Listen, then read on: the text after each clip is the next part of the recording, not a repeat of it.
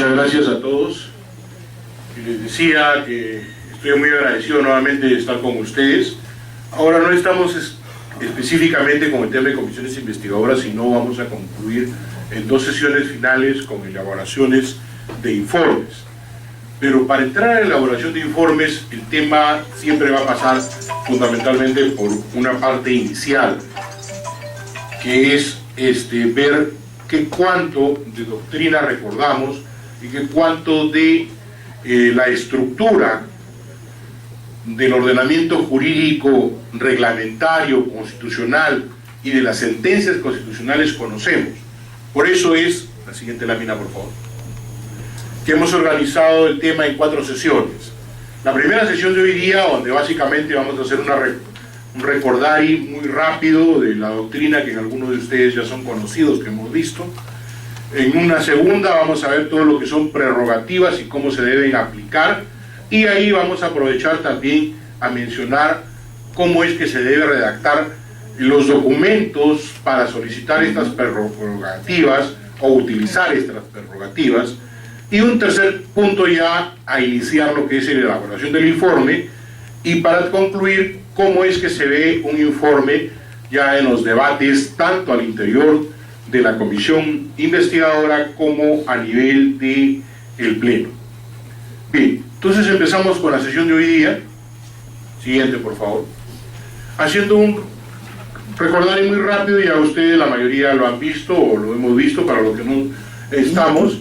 El doctor Fernando Santolaya, que es uno de los eruditos españoles que estudia el tema, señala que el origen de las comisiones en los parlamentos, en general, no solo de las comisiones investigadoras, sino de las comisiones, se va a dar durante los siglos XIV, durante los reinados de Eduardo II y Eduardo III, y se llevan básicamente para permitir la administración, y va a ser algunas reformas que van a mantenerse hasta el siglo XIX.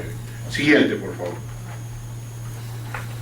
Otros autores consideran que el nacimiento de las comisiones legislativas se pueden ubicar en los mismos orígenes del Parlamento inglés, específicamente en las famosas provisiones de Oxford.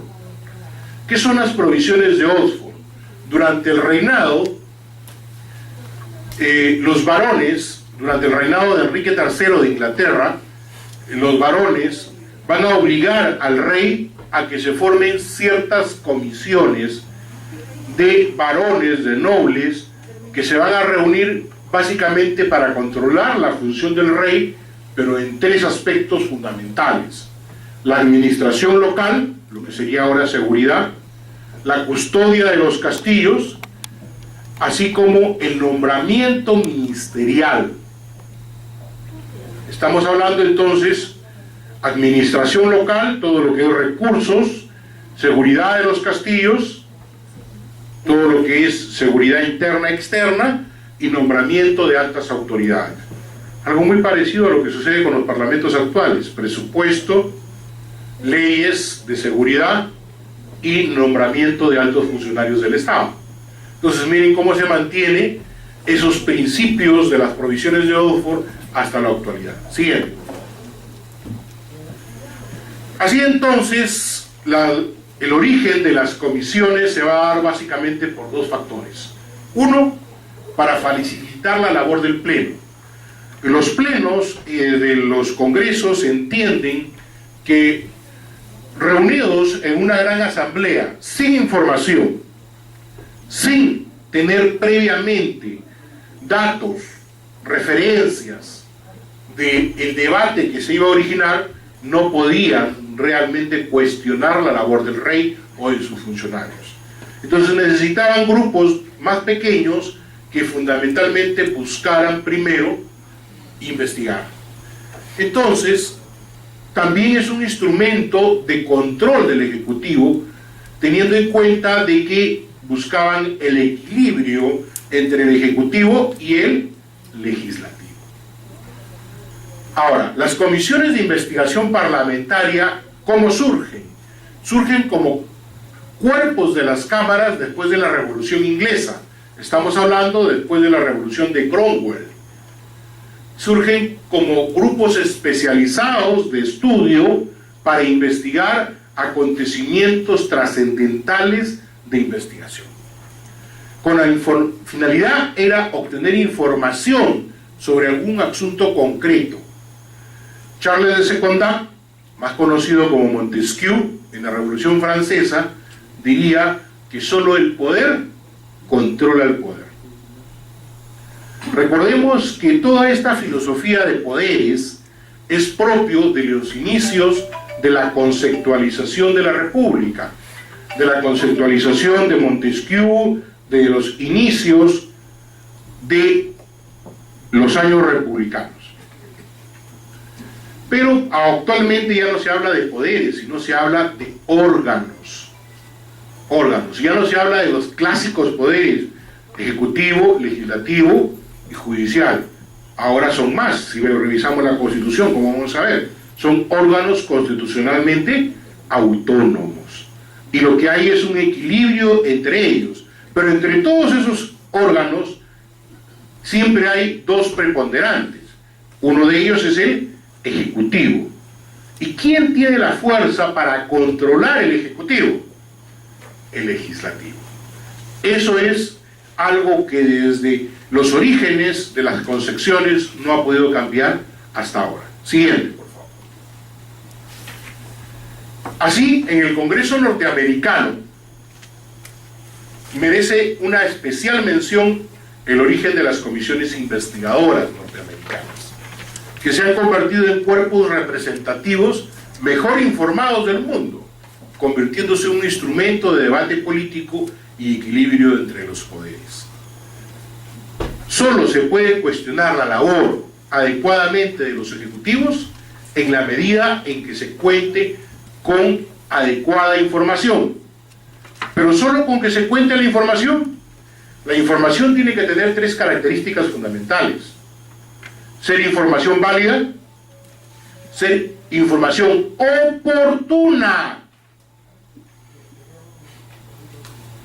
y ser información con fuente verificable.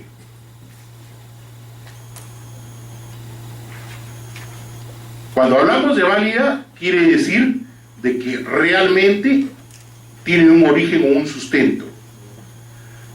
Y cuando hablamos de que hay un responsable de la información, quiere decir que ha habido un sustento en la obtención de la información. Porque si no, vamos teniendo problemas después constitucionales, como la teoría del fruto prohibido, ¿no? ¿Saben cuál es la teoría del fruto prohibido? Que se ha aplicado mucho en los audios, ¿no?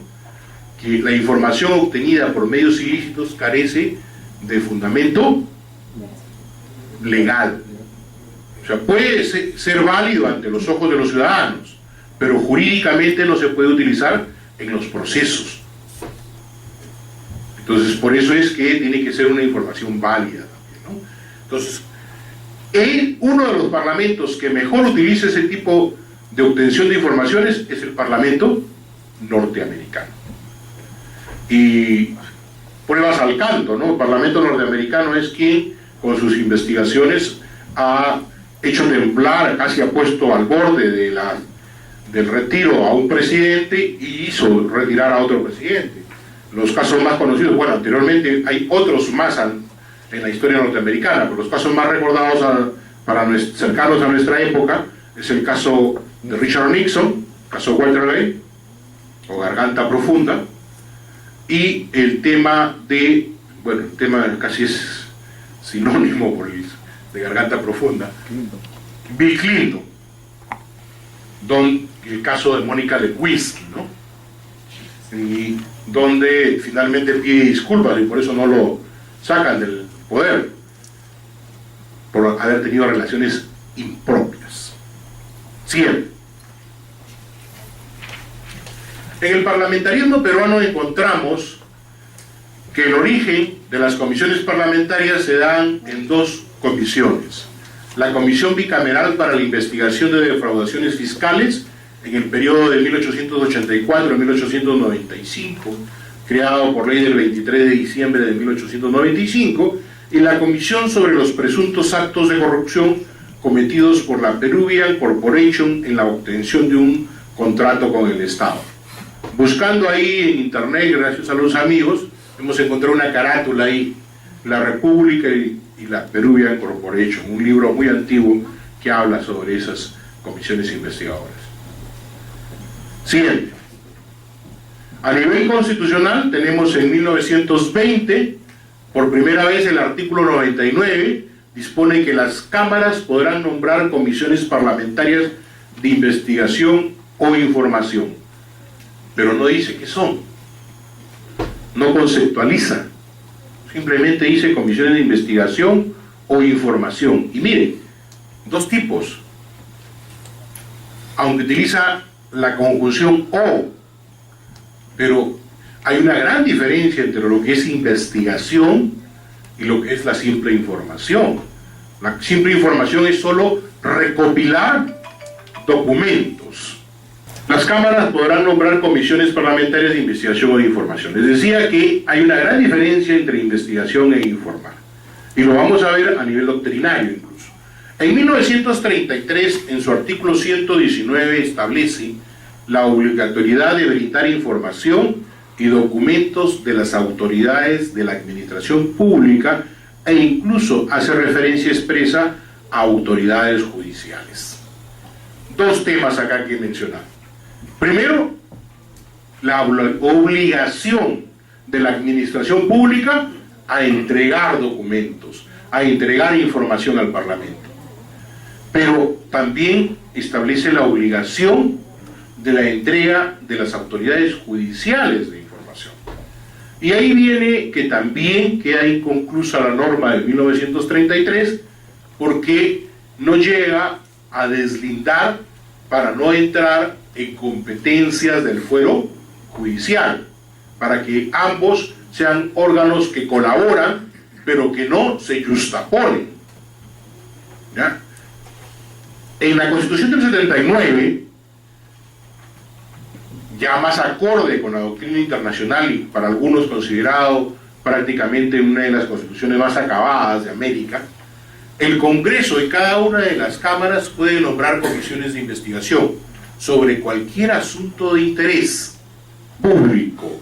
Aquí comienza a surgir una palabrita mágica: asunto de interés público. Es obligatorio el requerimiento de dichas comisiones bajo los mismos apremios que se observan el procedimiento judicial, y que puedan asistir obligatoriamente y bajo los apremios que tiene el Poder Judicial. Tres elementos que van surgiendo y que se van complementando y están sistematizados mejor. Pero sigue siendo la pregunta. Ya sabemos que investigan las comisiones investigadoras, valga la redundancia, asuntos de interés público. Pero la pregunta es, ¿qué son asuntos de interés público? Veamos si la Constitución del 93 lo solucionó. Siguiente.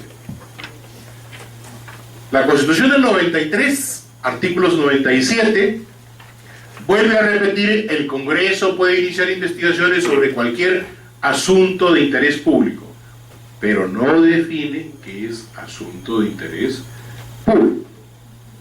Es obligatorio comparecer por requerimiento ante las comisiones encargadas de tales investigación, bajo los mismos apremios. Luego señala: los fines de dichas comisiones deben acceder a cualquier información que implique el levantamiento del secreto bancario, la reserva tributaria, excepto la información que afecte la intimidad personal. Sus conclusiones no obligan a los órganos jurisdiccionales. De todo lo que señala, el artículo de la Constitución del 93 termina siendo más completo porque va a desarrollar dos aspectos fundamentales. El primer aspecto que desarrolla, que no estaba previamente desarrollado, es el tema de información privilegiada que solo antes la podía manejar el Poder Judicial, que era el levantamiento del secreto bancario y reserva tributaria.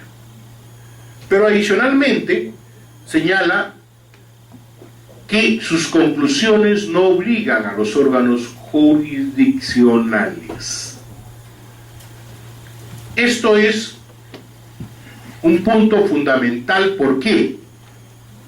porque va a establecer colaboración entre órganos, pero no injerencia de uno sobre otro. Es decir, tú, Poder Judicial, vas a colaborar con el procedimiento judicial para los apremios, pero eso no significa que lo que concluya la comisión investigadora, tú lo vas a aceptar. Mantienes tu autonomía. Eso es fundamental en la Carta Magna del 93. Sigue. Muy bien. En ese esquema de evolución es necesario ahora deslindar qué son las comisiones investigadoras desde una perspectiva de naturaleza jurídica. Y ya lo vimos en 1920. Retrocede, por favor, 2 láminas. En 1920 decía que es comisión de investigación o de información. Ahora regresa 2 láminas. ¿Es por qué? Porque obedecía fundamentalmente a que en el mundo de aquella época había una tendencia doctrinaria a que las comisiones parlamentarias de investigación eran simples instrumentos de información.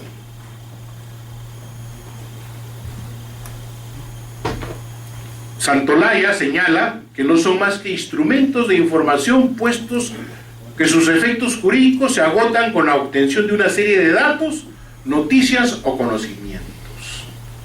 Es decir, no tenía efecto jurídico, dice Santolaya.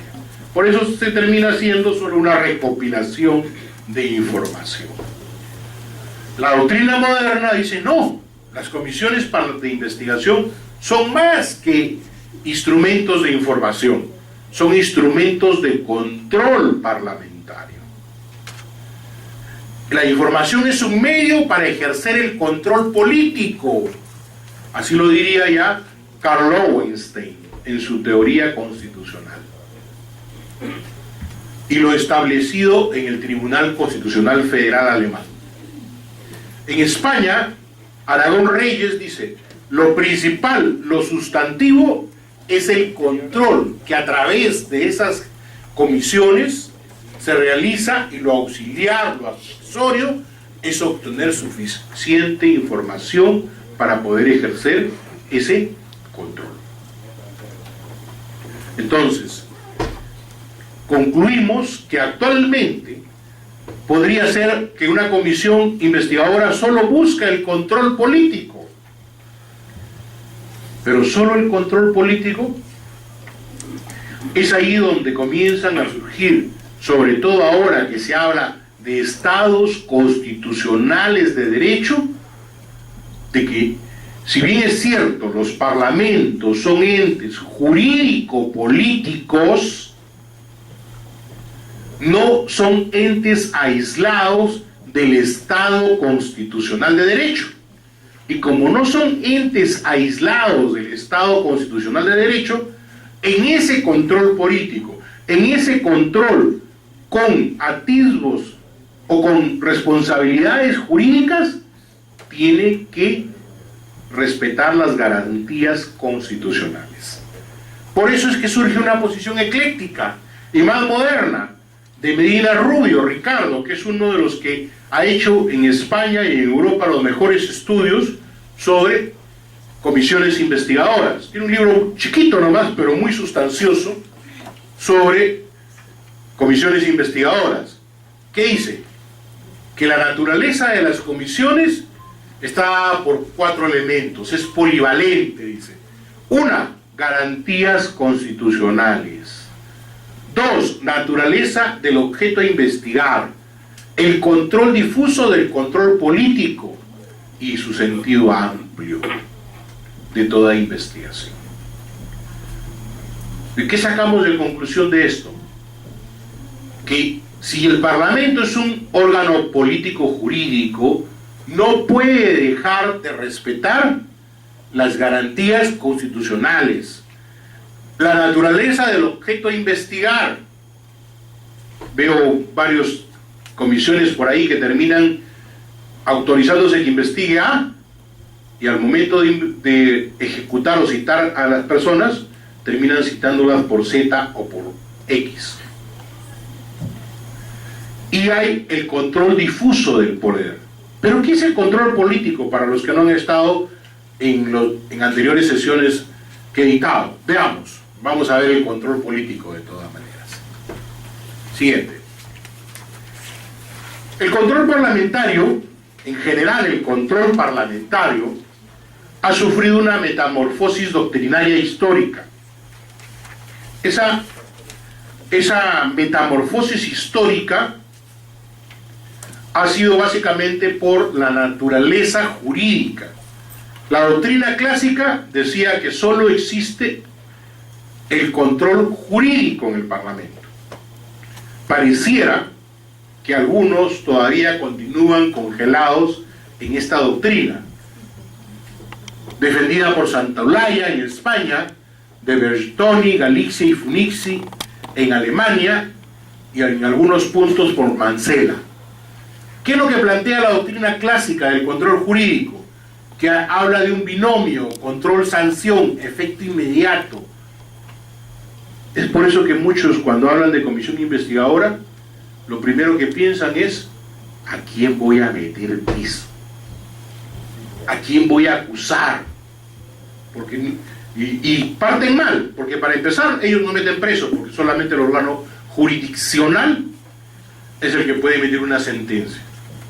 Segundo, ni siquiera deben partir por el tema de buscar responsables penales o civiles, sino vamos a ver después por qué. O sea, buscan siempre una consecuencia jurídica, y el control es más que una consecuencia jurídica. O sea, buscan un efecto inmediato. ¿Cuál es el efecto inmediato? Ah, no, peculado, colusión.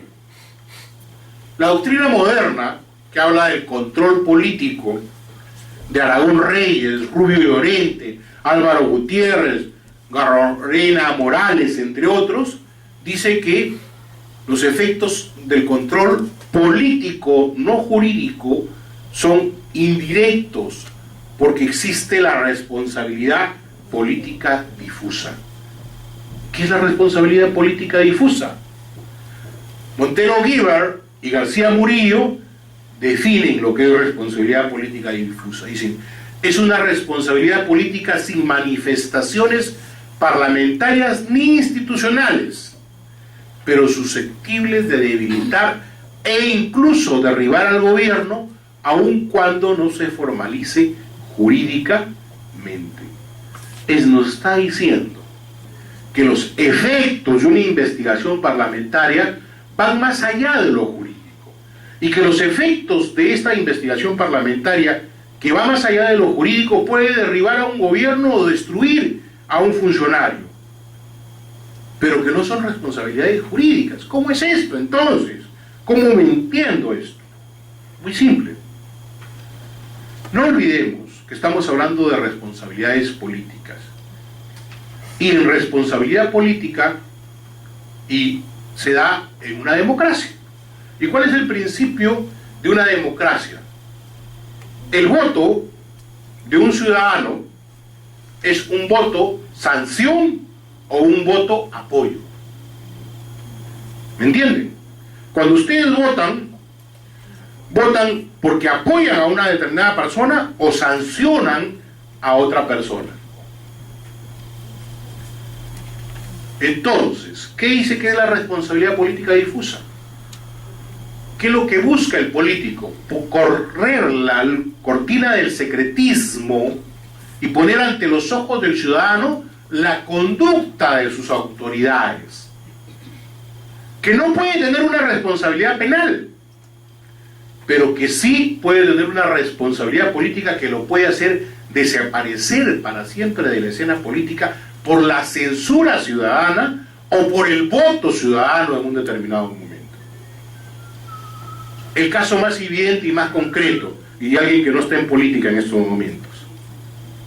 ¿Recuerdan ustedes de un vicepresidente que favoreció a su suegro, exonerándolos de impuestos, que tenía un restaurante en el aeropuerto, el caso de Raúl Díez Canseco. Entonces, ¿qué pasa? Jurídicamente no había nada. Y se lo digo porque aquí con la doctora Mónica estuvimos en la investigación. Jurídicamente, ¿qué podíamos decir? Uno, él no estaba casado con la chica. Dos, no había convivencia, pero sí el vínculo sentimental era evidente y público, y él lo reconoció. Amar no es un delito, ¿no? Pero la sanción pública fue mayor, a tal punto que se le obligó a renunciar. Eso es el control político.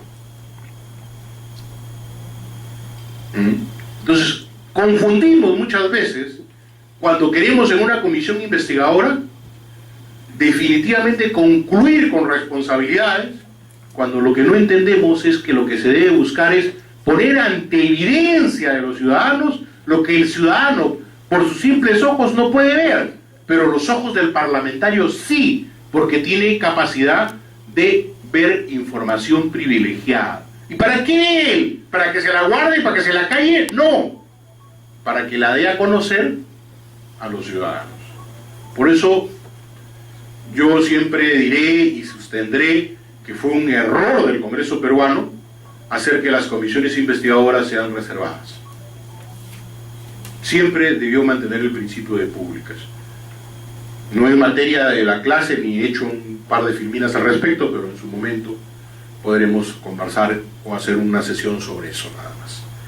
Pero esa responsabilidad política que hemos hablado, todo muy bonito hasta ahí. Pero el hecho de que yo determine la responsabilidad política quiere decir también de que urge en lo personal. Oye, mi informe debe decir, se ha demostrado o existe evidencia que la chica fue novia de su hijo y después de que su hijo... ¿Me estoy metiendo en qué? En su vida íntima, personal. ¿Y qué pasa entonces? Estoy vulnerando sus derechos. ¿Qué me interesa poner ante evidencia? Simplemente que existió una relación y que producto de esa relación recibió el beneficio. Pero no tengo que, como programa de magazine, meter el dedo en la llaga y estar hurgando y buscar que salga más materia, porque vulnero derechos constitucionales. Por eso es que Manuel Aragón dice: el control parlamentario es un fenómeno de naturaleza política, susceptible de análisis jurídico, porque sí, no solamente es control político, puede haber o no haber responsabilidades jurídicas, como cualquier otra material, pero con eficiencia política, susceptible de análisis jurídico, dice. Conjuga ya lo político con lo jurídico. Pero adicionalmente a eso, algo que no ha salido creo ahí, es que también dice respetando las garantías de los ciudadanos, sus derechos fundamentales. Siempre. Muy bien, nos hemos quedado ahora en ver qué es esa bendita palabra asunto de interés público. ¿Qué es asunto de interés público? En el Perú y en el mundo hay varios que han tratado de definir de alguna manera. César Landa, expresidente del Tribunal Constitucional, en su obra Observación Electoral e Interés Público, dice que el interés público es un concepto jurídico abierto e indeterminado, susceptible de albergar tantos sentidos como intenciones hay, saludables o nocivas, para promover una investigación parlamentaria. A ver, analicemos. Concepto jurídico abierto e indeterminado. Es decir, que nos deja todavía en un concepto muy amplio, en un mar de los sargassum, como decían en la Edad Media. Susceptible de albergar sentidos como intenciones, porque son intenciones políticas, saludables o nocivas. Es decir, realmente con interés de conocer o con interés de perjudicar, para promover una investigación parlamentaria. Luego tenemos a Peter Harvard en el Estado Constitucional, que nos dice: el interés público es un concepto guía que se encuentra en todos los planos de la jerarquía de las normas y en todos los ámbitos del derecho, pero también en el concepto de todas las funciones del Estado como principio, norma y tipos jurídicos. Nos va clarificando un poco cuando habla de planos de jerarquía de normas y en todos los ámbitos del derecho y de las funciones del Estado. Entonces va ligando el concepto de interés público a dos aspectos: a la ejecución de normas y a las funciones del Estado. Müller-Boysen dice: las comisiones de investigación se debate entre la búsqueda de la verdad y el servir de instrumentos de lucha política entre partidos. Miren, este alemán como que la tincó, ¿no? ¿Qué busca una comisión investigadora? Debe buscar la verdad, pero también dice, pero también sirve de instrumento de lucha política entre los partidos. ¿Por qué? Porque un partido, a través de una comisión investigadora, buscará demostrar que el otro no ha hecho bien las cosas, que el otro falló. ¿Para qué? Para que por intermedio del control difuso político, en el momento del voto sanción, lo castigues. Miren, por eso dice que en el interés público siempre habrá también esas dos cosas: la búsqueda de la verdad y la lucha política. Siguiente, por favor. Pero ¿qué ha dicho el Tribunal Constitucional peruano al respecto?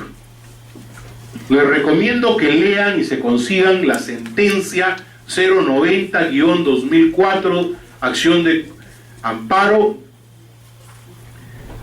donde, curiosamente, van a encontrar a la hora de leer, a la hora que impriman la sentencia, van a decir ustedes, ¿qué tiene que ver? Es sobre un general que reclama por haber sido indebidamente pasado al retiro. Ustedes dirán, ¿qué tiene que ver con eso? Lo que pasa es que en esa sentencia desarrolla varios conceptos que el tribunal los hace suyos y los consolida como parte de la doctrina constitucional que debe aplicarse en el Perú.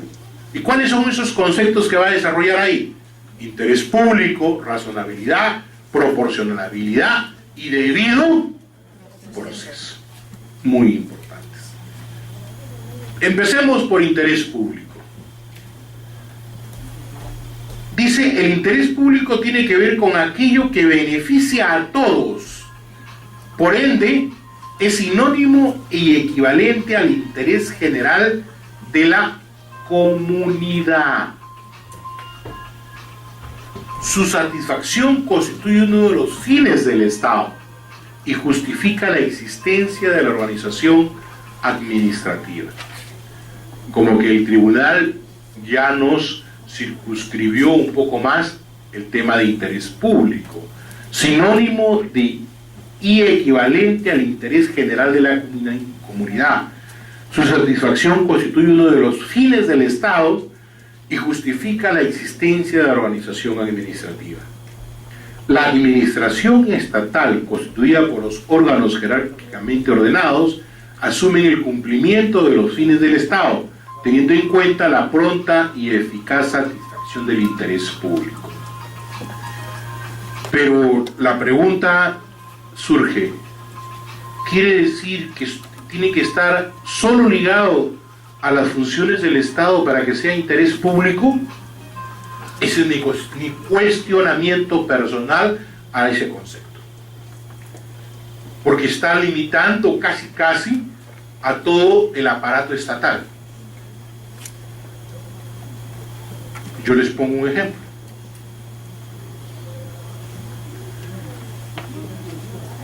No imaginemos, un caso concreto les voy a dar. En una localidad, una constructora hizo un megaproyecto para 50.000 familias. Debieron entregar en el mes tercero, llegó el mes sexto y no entregaron. Y todos los ciudadanos, 50.000 familias, reclamaron. Algunos dijeron que el Congreso no podía intervenir ahí porque era un lío de los ciudadanos con un particular, con la empresa. ¿Qué dicen ustedes? ¿Hay interés público o no hay interés público ahí? Definitivamente que lo hay. Definitivamente que lo hay. Pero hubieron, en ese momento, tendría que sacar las actas de esa época cuando se planteó ese tema, las Garzas, ¿se acuerda, doctora? También lo vimos en esa época, la residencial Las Garzas. Algunos congresistas que defendían a la constructora no quiso que el Parlamento investigue, aduciendo que era un interés privado y que en todo caso para eso tenía expedito los ciudadanos sus derechos ante la vía judicial para hacer su denuncia por estafa, por lo que quisieran.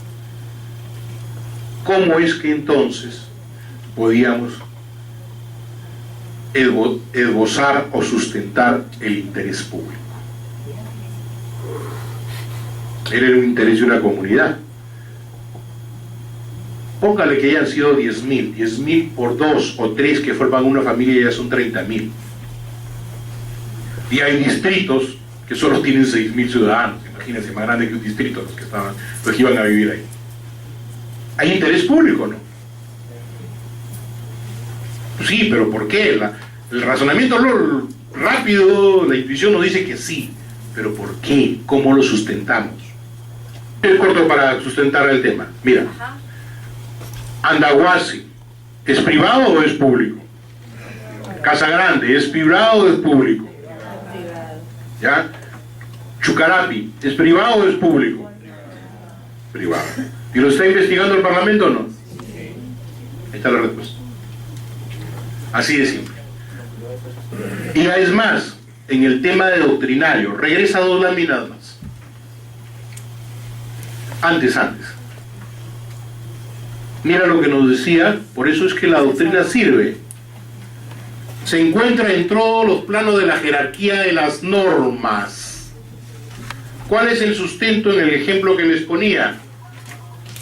Que esta constructora se basaba en las normas peruanas para el desarrollo, para la construcción, e incluso estaba utilizando el famoso bono que utilizaba en aquel momento daba el gobierno de ese modo entonces para construir.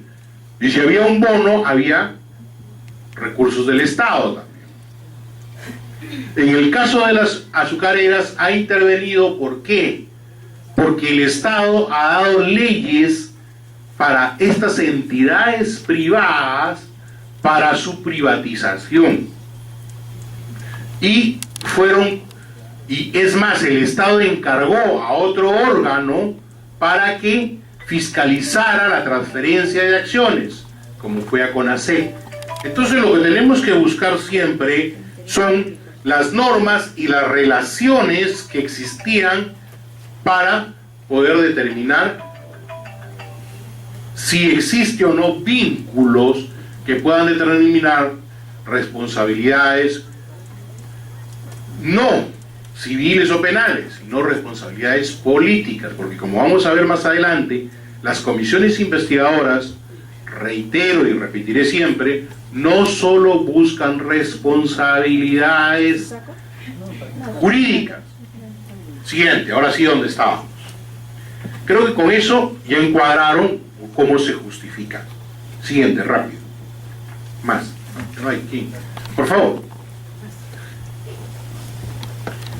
Ya. Siguiente. Por eso es que el interés público, dice el tribunal, es un principio político de la organización estatal y un concepto jurídico. Principio político de la organización estatal porque opera como una proposición ético-política fundamental que informa todas las decisiones gubernamentales, pero concepto jurídico porque actúa como una idea que permite determinar en qué circunstancias el Estado debe prohibir, limitar, coactar, autorizar, permitir o anular algo. La potestad que tiene el Estado para otorgar una licencia, la potestad que tuvo el Estado para limitar el accionariado, o la potestad que tuvo el Estado para autorizar la venta o transferencia de acciones en el caso de las azucareras.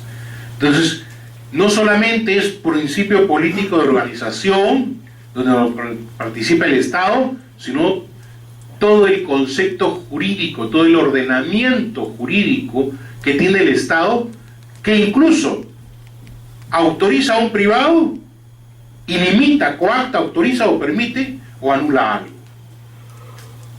Creo que con eso queda el concepto más cerrado de lo que podemos entender por interés público.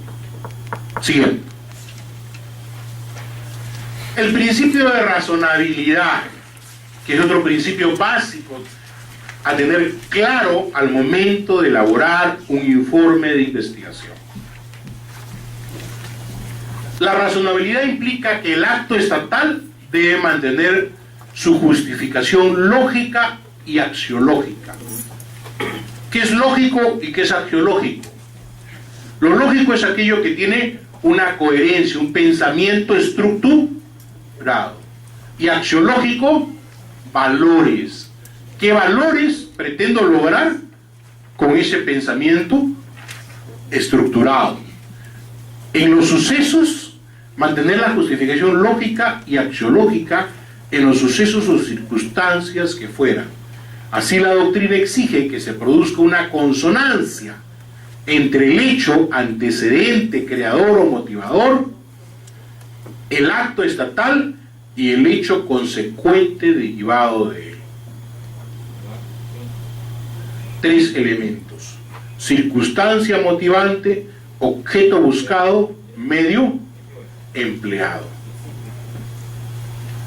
Estos 3 elementos tienen que tener una concadenación, porque muchas veces llegan a una conclusión, pero les falta la concadenación de los hechos. La razonabilidad tiene que ser cuantitativa o cualitativa. Cuantitativa porque pondera el contenido del proceso discursivo, o inferente, que concluye en una proposición lógica y axiológicamente válida. Su fundamentación apuesta a la adecuación entre el hecho desencadenante, el acto estatal y el resultado de este, en cuanto a magnitud numérica, dineraria y aritmética.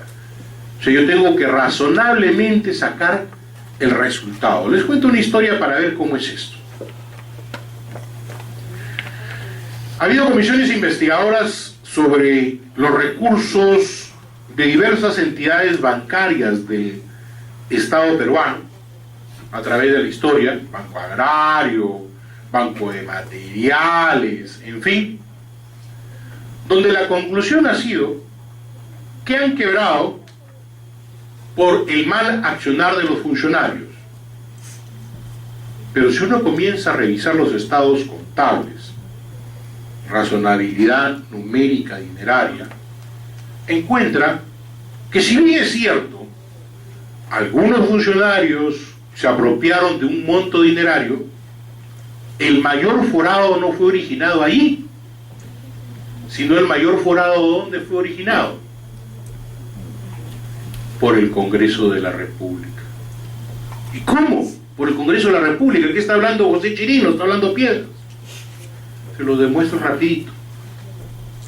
Banco de materiales, fenómeno de lluvias, proyecto de ley para exonerar a los que prestaron dinero en esas zonas, y el Banco de Materiales tenía como fondo, por decir, 10 millones, por decir. ¿Cuánto se condonó ahí? ¿No cobrar? 20 milloncitos. Entonces, perdón, si tenía 10 millones, 2 milloncitos. ¿Cuánto le queda? 8 millones. Fenómeno del friaje en el sur. Ahí ha habido préstamos, gente que ha perdido sus casas y esto. Condonemos esa deuda. ¿Cuánto tenía invertido el banco ahí? 3 milloncitos. ¿Cuánto tiene de fondo? Ya no tiene 10, tiene 5. ¿Y 3 que se llevaron los gerentes? Completo, banco quebrado. Pero si vamos aritméticamente a un ejercicio de razonabilidad cuantitativa, ¿cuál fue la verdadera causa de la quiebra? Las normas. Y eso hemos tenido siempre en el Parlamento, y ustedes lo pueden verificar en los anales de la historia del Parlamento, ahí están. Hasta el Banco Agrario, así quebró el Banco Agrario. La condenación de deudas de los agricultores. Entonces, pero el problema pues es que si hacemos eso, no hay espectáculo, no hay cámaras, no hay fotos, y además tendríamos que enfocarla sobre nosotros mismos, ¿no? Razonabilidad cualitativa, cualidades. Pondera el proceso discursivo inferente, concluye una regla simétrica y asimétrica en la asignación de facultades, derechos, deberes o servicios según sean iguales o diferentes hechos generados por las personas. Aquí básicamente lo que vamos a en esta zona es revisar. Señor, ¿por qué usted no visó estas resoluciones? Señor, porque mi ROF dice que yo no debo visarlas. Pero usted con su no haber visado tuvo responsabilidad. Señor, mi ROF no dice que debo visarlas. ¿Hay responsabilidad o no hay responsabilidad? Entonces tengo que revisar las facultades, derechos, deberes, y al final lo terminan acusando por algo que no es su responsabilidad administrativa. ¿Para qué me sirve ese hallazgo? Para que mi conclusión y recomendación recomiende yo la modificación de esa norma, diciendo que para el otorgamiento de determinado crédito debe ser visado por la gerencia de verificación de tal entidad o tal funcionario. Pero no puedo terminar responsabilizándolo a un funcionario por no haber puesto en su visación cuando la norma no lo obliga. Oiga, pero ¿cómo el anterior funcionario lo hacía? Señor, el anterior funcionario, yo me apego a lo que me dice mi ROF.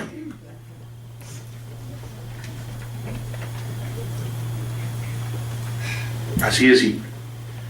Entonces, para eso nos va a servir estos análisis. Siguiente.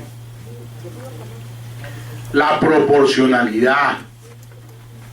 Esto que es tan interesante. Se ha movido un poquito el diagrama. La proporcionalidad exige la existencia indubitable de una conexión directa e indirecta relacional entre causa y efecto. Vale decir, la consecuencia jurídica establecida sea unívocamente previsible y justificable a partir del hecho ocasionado por el acto. Miren, les he puesto ahí el diagrama de causa-efecto. Este diagrama de causa-efecto,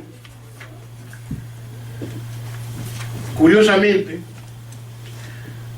fue ubicado en 1945. Por el profesor japonés. Sin embargo, recién está siendo utilizado este pequeño diagrama conocido como espina de pescado como novedad en nuestras universidades peruanas, casi 50, 60 años después. ¿Qué nos sirve este diagrama? Ver el entorno, las personas, los materiales, los procesos. ¿Para qué? Para desde un hecho ver si originaron ese efecto.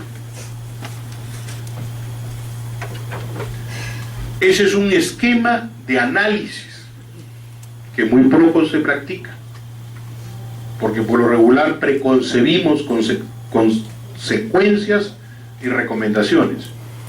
Si siguiéramos este análisis, llegaríamos de repente a las mismas conclusiones, o a mejores conclusiones, o a las conclusiones no esperadas.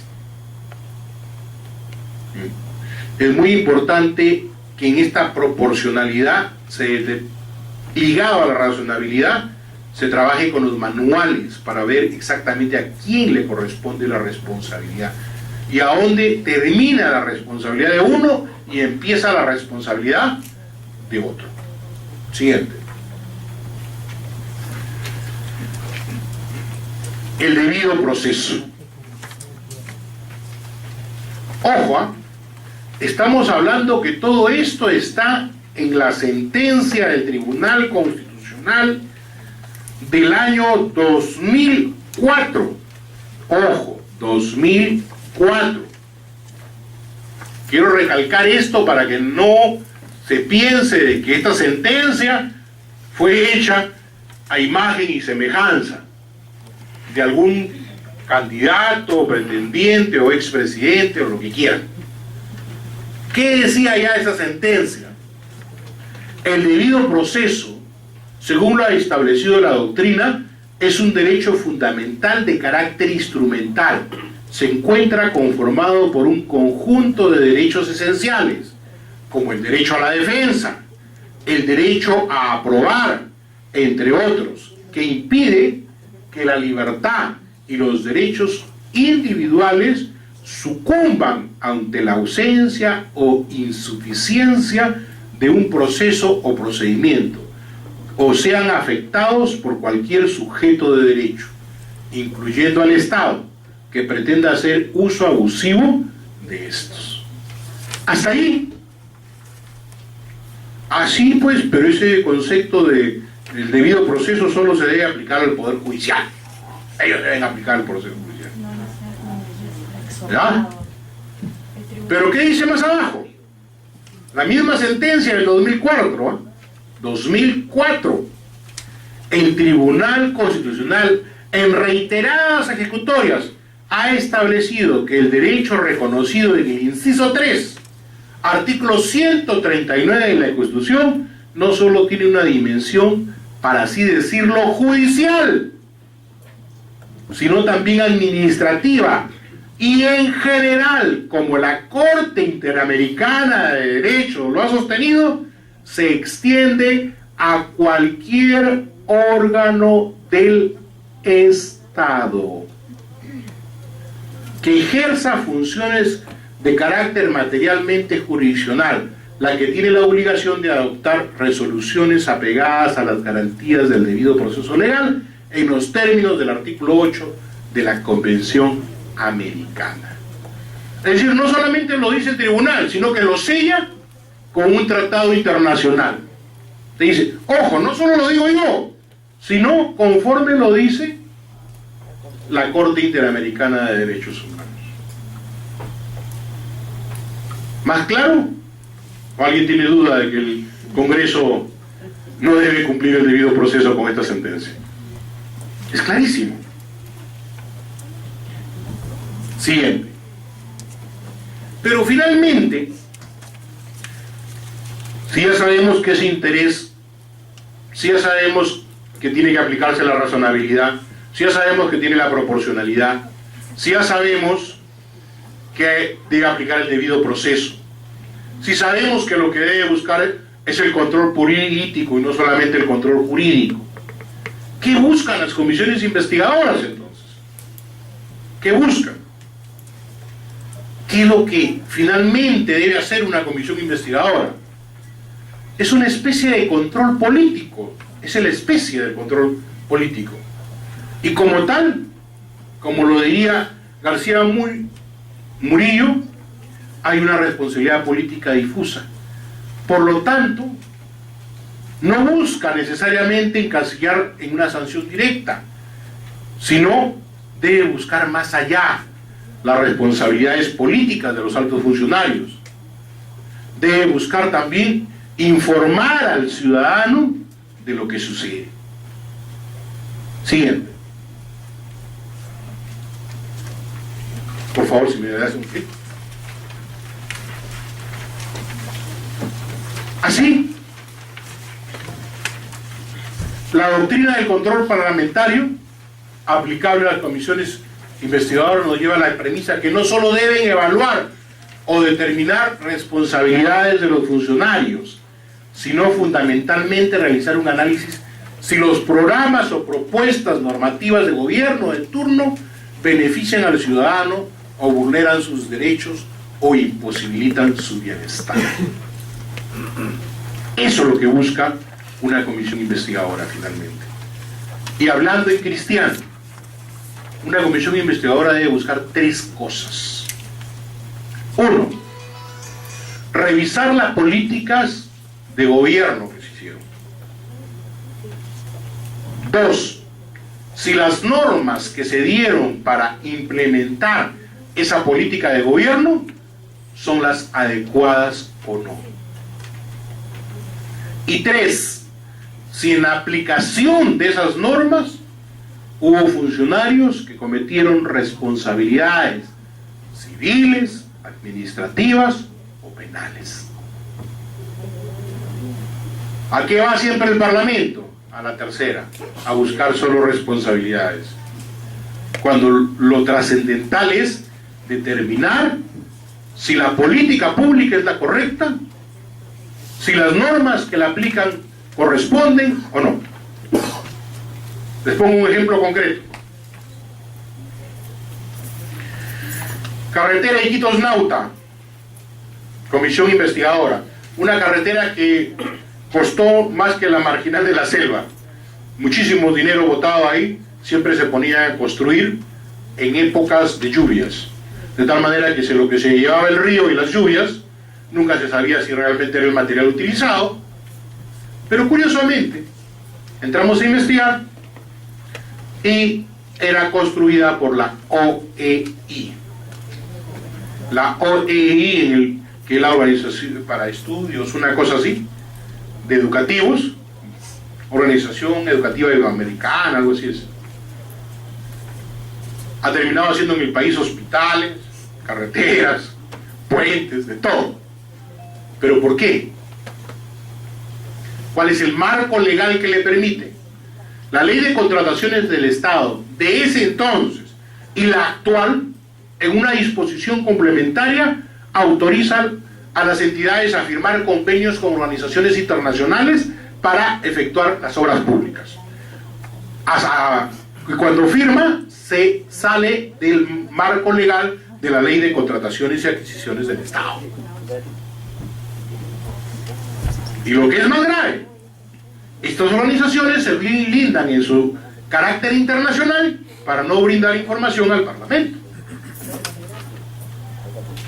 Todos, cuando son candidatos, cuestionan a esa disposición. Y todos, cuando son gobiernos, utilizan esa disposición. Si no, pregúntele a la señora Villarán, que fue la última que criticó más ácidamente la gestión de Castañeda porque había hecho contrataciones con esa entidad educativa que no tenía nada que ver con las obras de infraestructura limeña, pero igual está haciendo obras con esa institución actualmente. Entonces la pregunta es, ¿alguien ha dicho que el problema de corruptela no es? Porque ahí no vas a determinar, no llegas a determinar responsabilidades. La conclusión de mi comisión investigadora fue recomendar la derogatoria de esa disposición complementaria porque esa política pública era nociva a los mecanismos de control que quiere implementar el Estado. ¿Se hizo? Ese informe lo hice en el 2008. ¿Cuántos años han pasado? Sí, el 2008. Más de 5 años. No, perdón. 2001 al 2006 fue el 2004, 2005, por ahí. Cuando estuve en comisión de fiscalización. 5 años. Y igualito, sigue vigente. Se ha derogado la ley de contrataciones del Estado, surgió una nueva ley de contrataciones, pero esa disposición es blindada siempre. Siempre es la única que no se mueve. Así hay disposiciones. El tema de política pública. Tema de política pública. Lo que le decía del Banco de Materiales o del Banco Agrario. Tema de política pública. No podemos exonerar pagos porque estás atentando contra el capital y finalmente vas a condenar a esa institución al quiebre porque termina quebrando su capital. ¿Cuál es el pretexto? No, no es nada, pero no es nada. Suma la no es nada de hoy, la no es nada de mañana y termina siendo una gran nuez. No es más el banco, ¿no? Ese es el tema. Entonces, el tema pasa por revisión de políticas públicas. ¿Pero por qué no revisamos política pública? Porque política pública no sanciona jurídicamente. Yo puedo decir, señor, la política pública de los indultos estuvo equivocada por tal razón. Correcto, está equivocada. Pero, ¿hay sanción penal por eso? Esa es política pública. Luego bajemos a qué normas se dio para implementar esa política pública. Y luego bajemos a ver a los operadores de esa política pública. Entonces, si queremos concadenar, diremos, no, es que la política pública fue hecha exclusivamente para delinquir. Ah, muy bien. Entonces, ¿cómo se dio el flujo y el reflujo? Demuéstrame contablemente que eso se originó hacia arriba y hacia abajo. Entonces, eso es lo que debe buscar una comisión investigadora. En Estados Unidos, que las comisiones investigadoras son famosas, buscan eso, siempre están en cuestión las políticas públicas. Eso se llama evaluación de políticas públicas. Y para eso sirven las comisiones investigadoras. Y hay matrices que se utilizan para evaluar políticas públicas. Matrices con resultados. Pero acá, de repente para muchos es novedad hasta que es matriz, ¿no? Son cuadros de doble entrada que sirven de acuerdo a ciertos indicadores, ustedes ir colocando checks si aplica o no aplica. Bueno, finalmente podemos decir que la comisión investigadora sobre un determinado tema de interés colectivo debemos preguntarnos entonces, ¿las acciones son hechos aislados de uno o más funcionarios? ¿Es solo el accionar delictuoso o la omisión de los funcionarios la que se debe tener en evaluación? ¿Forma parte de una oferta política plasmada a través de una política pública? ¿Es el ordenamiento jurídico recién elaborado o el ya existente o el vacío legal el que permite este accionar del gobierno? Esas son las preguntas con las que debemos iniciar nuestra comisión investigadora. O al revés, ¿no? Las comisiones investigadoras deben estar en condiciones adicionalmente de ofrecer opciones, propuestas, alternativas a las del gobierno y sus mayorías a través de sus recomendaciones. Esto es algo también valiosísimo.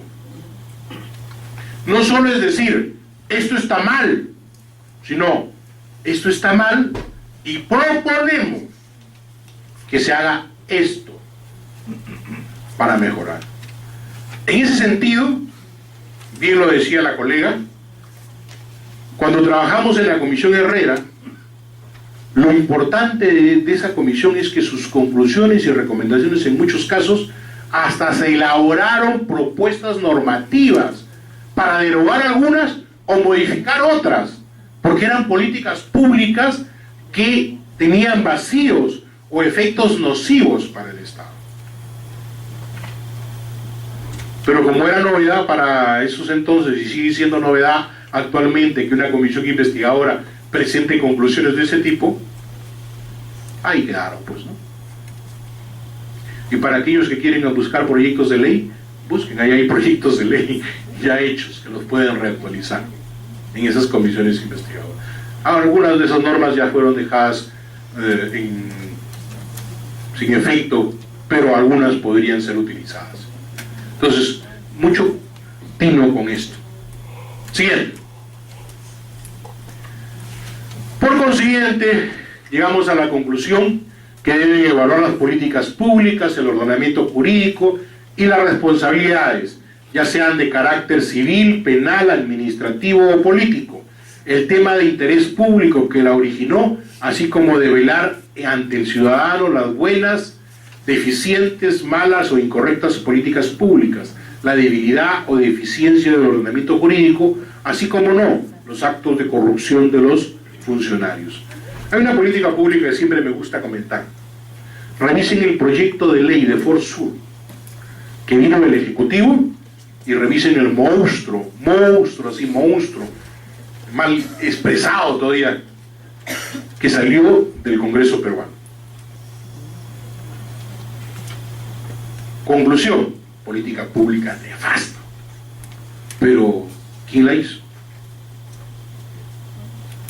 ¿Por qué? Porque lamentablemente, eso es un tema que dictamos en CD, no tienen claro los parlamentarios, y nosotros, muchos no lo tenemos claro, lo que es la democracia representativa y lo que es la democracia participativa. Creemos que la democracia participativa es la panacea, y por la concepción participativa, que participen todos los alcaldes distritales, que participen todos los alcaldes provinciales, que participen todos los gobiernos regionales. Conclusión, la escala para llegar a un proyecto de Forsur era una escalera tan lenta y tan larga que terminó fracasando. Los únicos, y aquí debemos siempre en política pública revisemos la historia y lo que han hecho los otros países. Las políticas públicas de reconstrucción en el mundo que han dado éxito han sido cuando has nombrado una autoridad fuerte y con poderes generales para tomar decisiones. Las demás políticas públicas de reconstrucción en el mundo no han dado efectos cuando es demasiado participativo. Y es más, la responsabilidad se convierte en más difusa, porque terminas teniendo que ver cuál fue la responsabilidad desde el alcalde distrital hasta el presidente regional. Por eso es que ahí les pongo, no buscamos el grillete, sino buscamos conclusiones. Siguiente. Las comisiones de investigación en el reglamento del Congreso peruano. No les voy a repetir todo lo que dice el reglamento, porque para eso no estoy yo. Para eso están otros colegas. Porque para eso cada uno de ustedes puede agarrar el reglamento y leer. Yo les voy a hacer una visión general y le vamos a ir explicando algunas cosas. Las comisiones investigadoras, todos lo saben, se forman por una moción de orden del día, las que pueden ser presentadas por cualquier congresista. Los firmantes de la comisión evitarán ser miembros de la moción, ser miembros de la moción. Esta modificación reglamentaria se establece en el debido proceso y en el principio del juez justo, que también es una garantía constitucional, el principio del juez justo. ¿Qué quiere decir el principio del juez justo? Si yo elaboro una comisión solicito una comisión investigadora, yo ya tengo un prejuicio, un prejuzgamiento. Y al tener un prejuzgamiento, un prejuicio, no puedo formar parte de los que van a investigar. Por eso es que, por este tema de evitar de que forme parte alguien que ya tiene un prejuicio, también se ha aplicado a acusaciones constitucionales. Aquellos que ya hicieron una votación previa, ya tuvieron una conceptualización, los miembros de la Comisión de Acusaciones Constitucionales y de la Comisión Permanente no votan en el Pleno. Es un principio también señalado en innumerables sentencias por el Tribunal Constitucional, el principio del juez justo. Esta modificación constitucional, reglamentaria, lamentablemente ha puesto el verbo en evitarán, lo que algunos parlamentarios han dicho que es condicional. Pero el tema del juez justo no es condicional, señores, es una garantía que debe darse. Su admisión a debate o aprobación requiere el voto aprobatorio del 35% de los miembros del Congreso. ¿Y por qué tan baja la moción? ¿Saben cuánto requiere la aprobación de cualquier otro tipo de moción? La mitad más uno del número de miembros del Parlamento, o de los presentes en una votación, de los presentes. La mitad más uno del número de congresistas presentes en una votación. ¿Por qué? Porque se entiende que este es una institución de control político, y el control político lo tienden a hacer las minorías, y si lo hacen las minorías, jamás, pues, si ponemos una votación calificada o normal, va a poderse hacer una comisión investigadora. Entonces, por eso es que se pone un porcentaje menor. Curiosamente, en este Parlamento he visto al revés, que las comisiones de investigación las proponen las mayorías. Es bien raro, ¿no? Pero en fin, siempre el Parlamento peruano tiene sus cosas. Ahí está el porcentaje, es lo que dice el reglamento del Congreso al respecto, ¿no? Siguiente. Quiero enfatizar en estos aspectos para luego ver un par de mociones y veamos si qué dicen ustedes, están correctas o no de acuerdo a esto. La elaboración de una moción debe tener en cuenta, uno, tener un orden lógico de los hechos acontecidos o preliminares que ameritan una comisión investigadora. Si los considerandos, yo debo decir cuáles son mis hechos por los cuales amerita formar una comisión investigadora.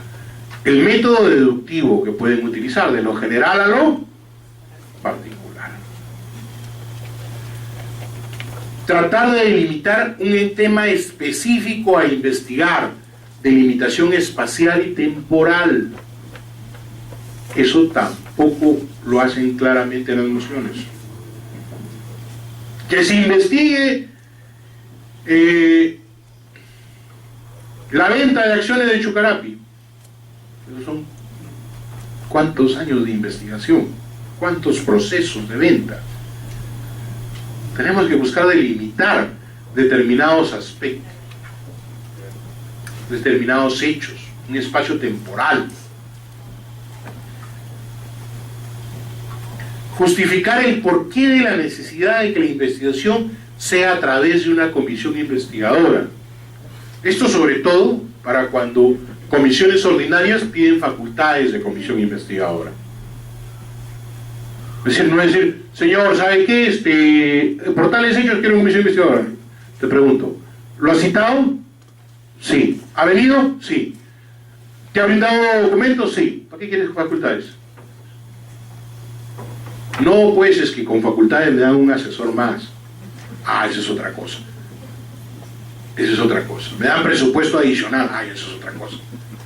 Tú no quieres tener facultades, tú lo que quieres es presupuesto. Entonces, justificar. Señor, lo he citado una vez, lo he citado 2 veces, lo he citado 3 veces, no ha venido. Ah, ya ni hablar, aplícale. Le he pedido los documentos, no los ha querido enviar, aplícale. Facultades. Que la parte resolutiva guarde concordancia con la parte considerativa, principio de razonabilidad que les estoy hablando. Considerando que se venden camotes, que se venden yucas propongo investigar a Ecasa, que vendía arroz. No les estoy... Ahorita van a ver las mociones, tengo ejemplos, ¿ah? Tengo ejemplos, no se sonrían, que tengo ejemplos. En la parte resolutiva debe establecerse el plazo de duración de la comisión, el cual debe ser lo más corto posible, sin dejar de ser prudencial. Principio de oportunidad. El control político es un principio de oportunidad. ¿Qué significa eso?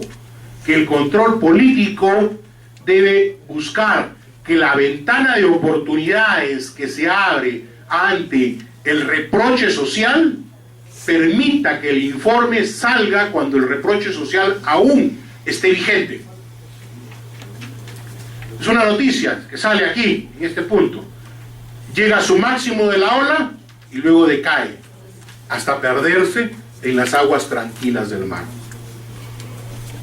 ¿Qué ha pasado con muchos informes en el Congreso?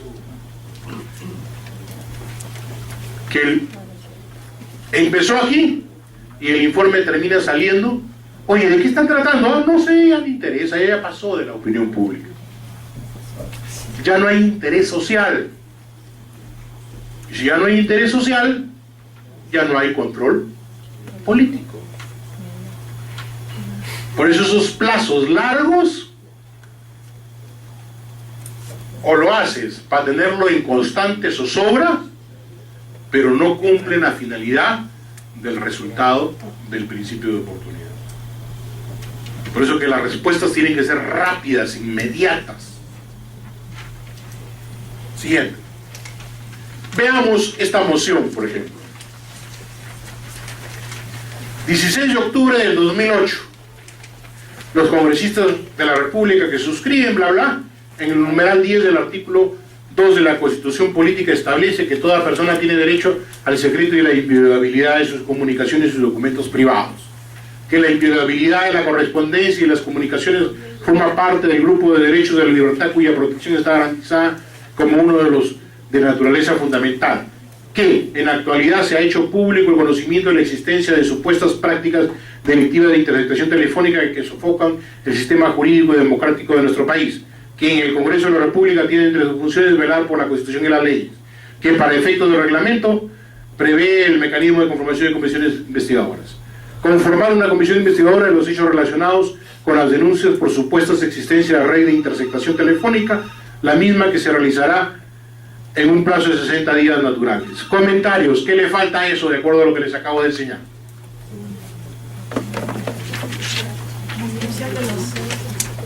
¿Qué hechos hay ahí? Dos renglones donde dice que en la actualidad es de público conocimiento. ¿Qué público conocimiento? Yo tengo que poner ahí. ¿Cuál es el hecho?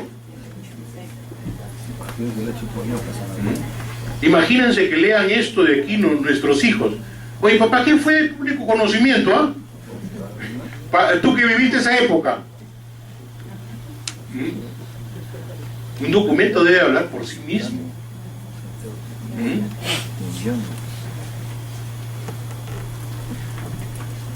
No hay una concadenación de hechos. No hay una justificación por qué se hace necesaria la conformación de la comisión investigadora. Ahí está. Siguiente. Moción de orden del día. El congresista de la República, bla, bla, bla, bla. El 20 de septiembre del 2004 se elaboró un contrato de concesión para la ejecución de la infraestructura de planes de revisiones y explotación del servicio de revisiones técnicas vehiculares de Lima Metropolitana, el mismo que debió culminar en el año 2005. Que la empresa Libercon, bla, bla, bla, bla, que la Municipalidad Metropolitana no ha hecho respetar el cumplimiento del contrato, asimismo no ha rescindido el contrato ejecutado la parte de la garantía. Que el alcalde de la Municipalidad de Lima, bla, bla, bla, que la Municipalidad Metropolitana, que ha sido citado a la Comisión de Transportes para que informe en 2 oportunidades respecto al incumplimiento del contrato por las partes expresas de Versur. Ha sido citado a la comisión para que informe, no dice si llegó o no llegó. ¿Llegó o no llegó? ¿Qué dicen ustedes? ¿Somos adivinos? Se supone, pero aquí no hay suposiciones. que la Municipalidad Metropolitana de Lima y las empresas en conflicto vienen aplazando el inicio de las revisiones técnicas, bla, bla, bla, bla, la garantía. Siguiente. Por dichas consideraciones expuestas, se requiere iniciar una investigación de la ejecución del contrato de concesión para la ejecución de infraestructura de las plantas de revisión e implementación de servicio técnico. Solicitar la conformación de una comisión investigadora respecto al incumplimiento de la ejecución del contrato de revisiones técnicas vehiculares en Lima Metropolitana, así como el inicio de las mismas, teniendo en consideración que estaría perjudicando el interés de la población, así como la salud y la seguridad física. A ver, ¿qué dicen de ustedes? Ya les ayudé con la primera, a ver, ¿qué le encontraron? Ya les dije prácticamente qué hay en esa moción. Amplia no, está bien, hay una descripción de hechos. Pero a la hora de determinar, no nos ha dicho si el alcalde se presentó o no se presentó. ¿Por qué necesita las facultades? Entonces, tranquilamente, yo recuerdo que se pararon y le dijeron: señor, ha venido el alcalde 2 veces. Entonces, ¿para qué sigo usted investigando? Si ya el alcalde ha venido a enviar la documentación. Lo otro, ¿qué tiempo de plazo de investigación estaba solicitando ahí? No dice. Luego, el incumplimiento de la ejecución del contrato de revisiones técnicas para Lima Metropolitana. ¿Con quién? ¿Con quién? En los considerandos sí habla con quién, pero en la conclusión no dice con quién. Ojo, ya los que han sido mis alumnos repetitivos saben que las últimas sentencias han salido como les había dicho, y les vuelvo a decir: de aquí en adelante alguien puede plantear una acción de amparo sin necesidad de repente de que se inicie la investigación, solo con aprobación de una moción, porque la moción no respeta debido proceso, el principio de razonabilidad. Ese es el siguiente paso que nos falta.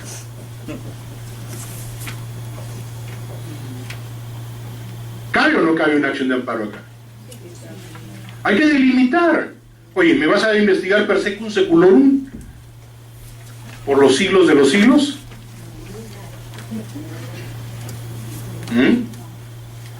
Delimita bien tu moción, justifica bien tu moción. Y sería bien triste que ni siquiera la moción la podamos hacer bien, ¿no? Pero no la hacemos. Les he puesto los ejemplos más suavecitos, porque si ustedes comienzan a revisar, y he puesto de dos grupos bien representativos, de un señor que ya no es congresista y de otro señor que ya no es congresista también, pero que son de dos grupos parlamentarios, los dos con defectos, ¿sí? Y estas son las que están más o menos, y al resto las tengo para mi libro. Siguiente,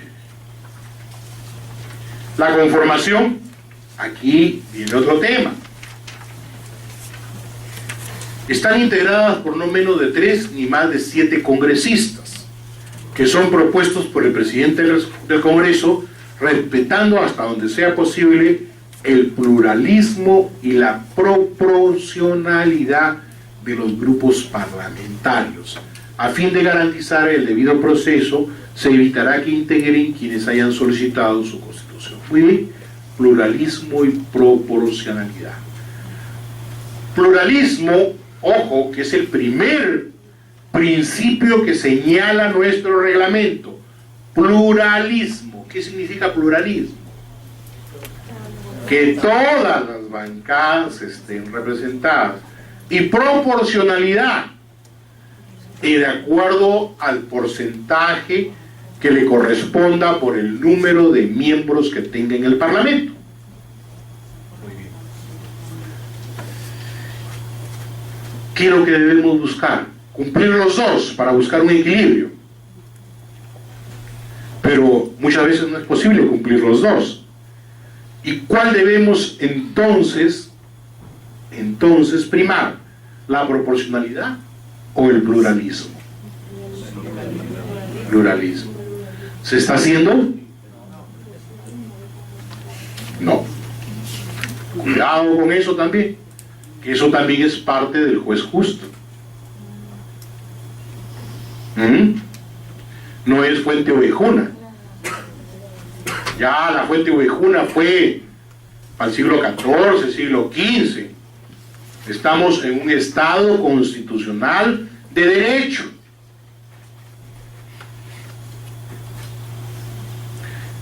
El plazo, yo les decía, realización de la investigación, y aquí hay algunos temas para tener en cuenta. El plazo establece que se confiere a la comisión para realizar la investigación. El receso parlamentario no suspende las facultades, actividades y plazos de las comisiones de investigación. Esta era una pregunta que a veces hacían muchos, que si eran como las comisiones ordinarias. No. Una comisión ordinaria con facultades de comisión investigadora ¿seguirá funcionando en el receso parlamentario? Sí. Pero para esa comisión investigadora. ¿Puede solicitar al Pleno una prórroga al plazo de investigación? Sí. Pero debe presentar un informe preliminar. Ojo, aquí viene otro tema. ¿Qué entendemos por informe preliminar? He visto cada informe preliminar que el encargo de tal fecha, que no habiendo cumplido con las diligencias normales, solicitamos nuevo plazo. ¿Eso es un informe preliminar? No ha hecho nada, dice acá Manuelito. Debería ya presentar unos avances de lo que ha investigado, que justifiquen la ampliación del plazo. Lo que pasa es que, como estamos en debido proceso, imaginémonos que es un expediente penal. El juez no amplía o prorroga el plazo de investigación si no justifica que existen determinadas diligencias que no se han podido realizar y que faltan realizar. De lo contrario, la resolución es nula. Igualito podría pasar con el Congreso peruano si su plazo, si damos solamente ampliación de plazo por una consideración política sin una justificación. Señor, no he podido investigar, me falta investigar esto y esto, y pienso tomar estas manifestaciones, y para ello estoy solicitando un nuevo plazo. De lo contrario,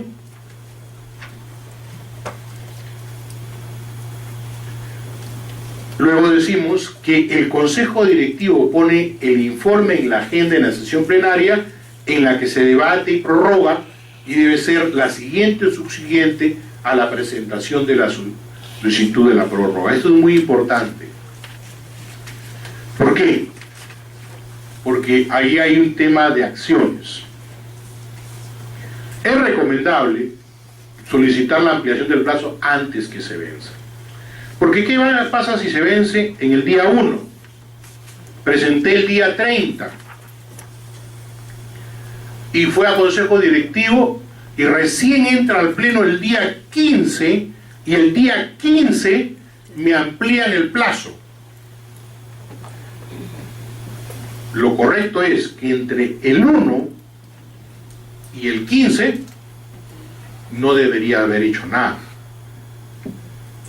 Pero la pregunta es, ¿eso es una prórroga de plazo o es un nuevo plazo? Eso es un nuevo plazo, porque ya venció. Se prorroga cuando se vence, antes del vencimiento. Antes del vencimiento. Lo otro es un nuevo plazo. Esas cositas que antes eran pasadas intrascendentemente, ahora están muy siendo vistas para los temas de debido proceso, para los temas de derechos constitucionales. Y hasta ahí, creo yo, que nos quedamos por el día de hoy, y nos vemos la próxima semana. Gracias.